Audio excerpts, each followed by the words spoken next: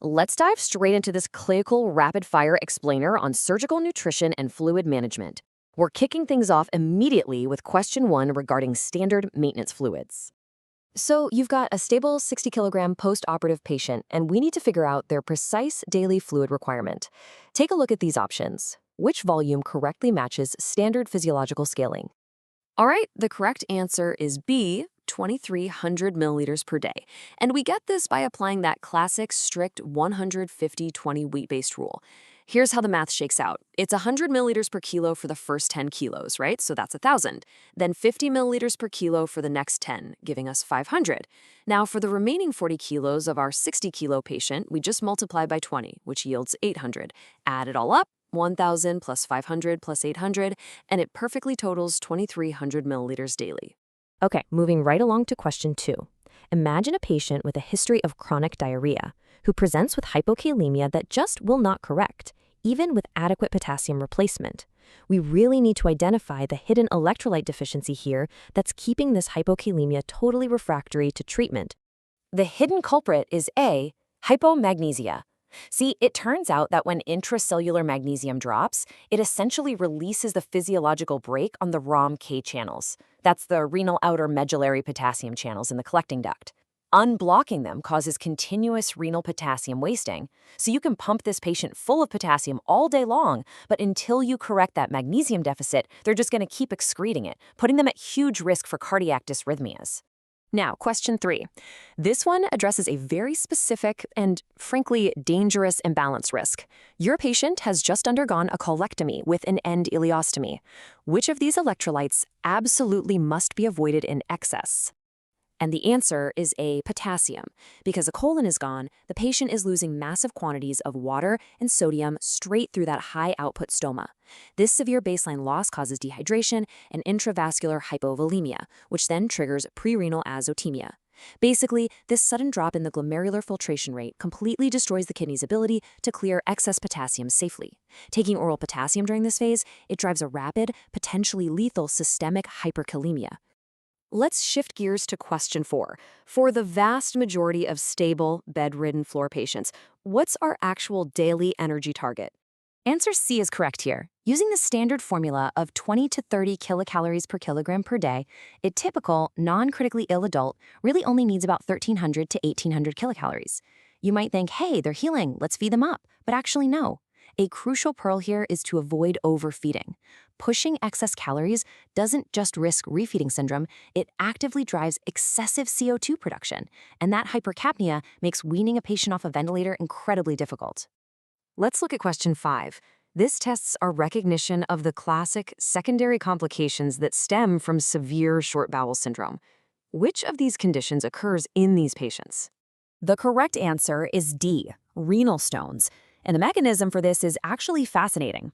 Short bowel syndrome depletes the body's bile salt pool, which causes severe fat malabsorption. So inside the gut lumen, those unabsorbed fats preferentially bind to dietary calcium, forming these insoluble soaps. Normally, that calcium would have bound to dietary oxalate to safely escort it out of the body. But without the calcium, free oxalate is rapidly hyperabsorbed in the colon, travels straight to the kidneys, and precipitates as calcium oxalate stones. It's a total domino effect. Okay, question 6.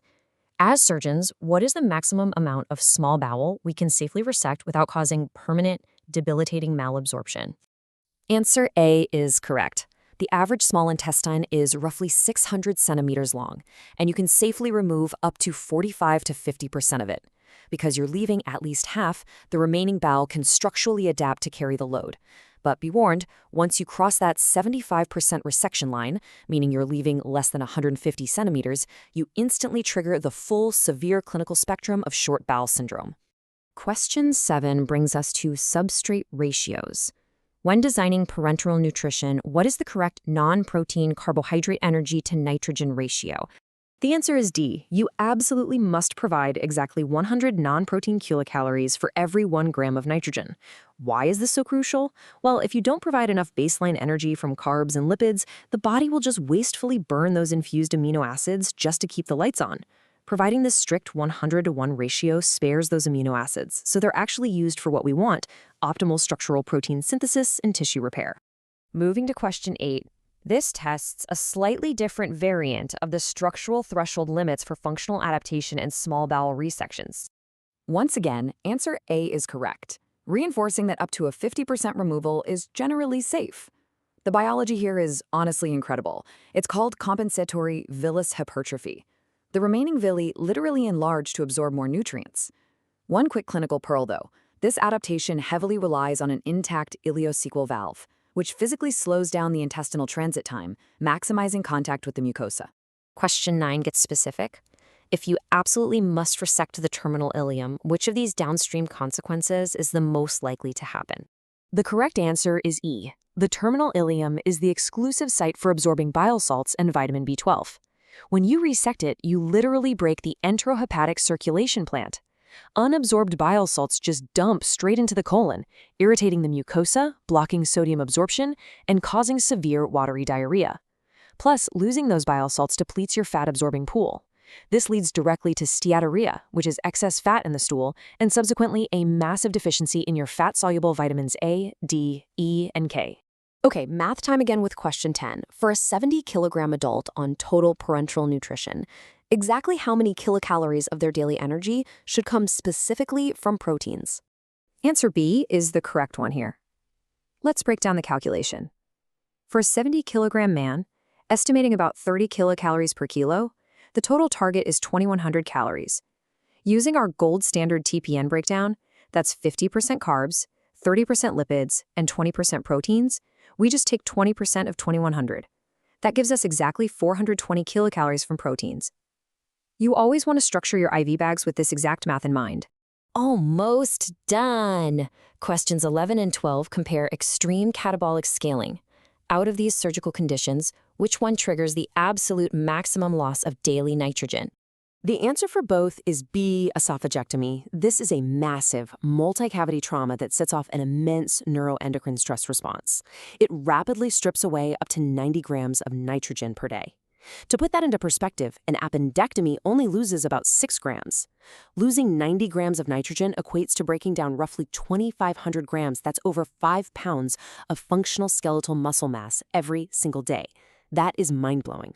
Let's lock in this final clinical framework because it perfectly dictates our gold standard management strategies.